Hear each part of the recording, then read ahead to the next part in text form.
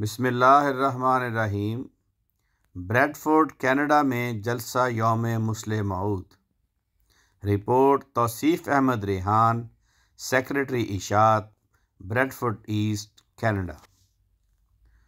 محض خدا تعالیٰ کے فضل و کرم سے جماعت احمدیہ کینیڈا کی جماعت بریڈ فورڈ ایسٹ کو مؤرخہ 20 فروری 2023 کو بریڈ فورڈ کمیونٹی سینٹر میں جلسہ یوم مسلح موعود منعقد کرنے کی توفیق ملی۔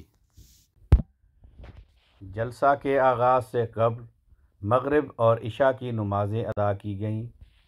جلسہ کا باقاعدہ آغاز تلاوت قرآن کریم سے ہوا۔ محترم فائز احمد حلیم صاحب نے سورۃ الحشر کی آیات 23 تا 25 خوش الحانی سے تلاوت کی۔ مطلوع آیات کا انگریزی ترجمہ محترم احیاء الدین ناصر صاحب نے اور اردو ترجمہ محترم وسیم احمد صاحب نے پیش کیا۔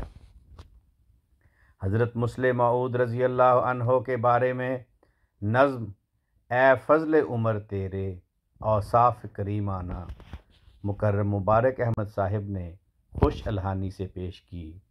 سامعین اس نظم سے خوب لطف اندوز ہوئے۔ اس نظم کا انگریزی ترجمہ محترم مبشر احمد تشنا صاحب نے پیش کیا۔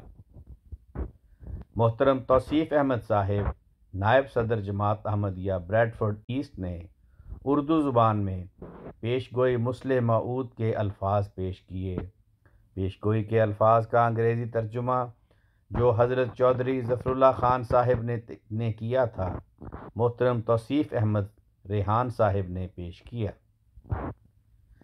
جلسہ کی صدارتی تقریر محترم ہادی علی چودھری صاحب نائب امیر جماعت احمدیہ کینیڈا نے کی۔ آپ نے حضرت مسلح موعود رضی اللہ عنہ کے دور خلافت میں ہونے والی کامیابیوں پر روشنی ڈالی اور بیان کیا کہ کس طرح پیش گوئی مسلح موعود مکمل طور پر حضرت مسلح موعود رضی اللہ عنہ کی ذات میں پوری ہوئی۔ جلسہ کا اختتام دعا سے ہوا، جس کے بعد کھانا پیش کیا گیا۔ محض خدا تعالیٰ کے فضل و کرم سے اس جلسہ میں 170 افراد شامل ہوئے، جس میں 90 اطفال، خدام اور انصار، 70 لجنہ ممبرات اور ناصرات اور 10 بچے شامل ہیں۔ اللہ تعالیٰ جماعت کے ممبران پر اس جلسہ کے دیر پا روحانی اثرات پیدا فرمائے، آمین۔ آواز رانا عرفان شہزاد، لندن۔